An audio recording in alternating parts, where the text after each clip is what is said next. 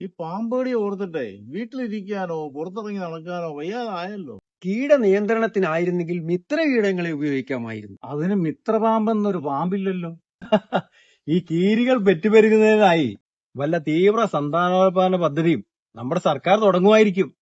ആയിരിക്കും. ഈ പാമ്പ് പിടുത്തക്കാർ യഥാർത്ഥത്തിൽ എന്താ ചെയ്യുന്നത്?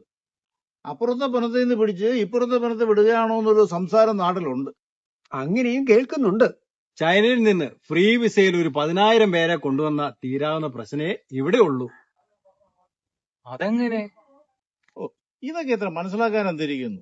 ചൈനക്കാരിങ്ങ വന്നു കഴിഞ്ഞാൽ അവര് പാമ്പിനെ പിടിച്ച് വല്ല സൂപ്പോ കറിയോ ഫ്രൈയോ റോസ്റ്റോ ഒക്കെ അങ്ങനെ ഷാപ്പിടും. അങ്ങനെ പാമ്പുകളുടെ കാര്യവും സ്വാഹ അല്ലേ? അവര് പിടിച്ച് സർപ്പ 65ഓ ജിഞ്ചർ സർപ്പായോ ഗാർലിക് സർപ്പായോ എന്താക്കിയാലും കുഴപ്പമില്ല, കടി ഒഴിഞ്ഞാ മതി. അത് തന്നെ, കടി ഒഴിഞ്ഞാ മതി. അത് തന്നെ കടി ഒഴിഞ്ഞാ മതി.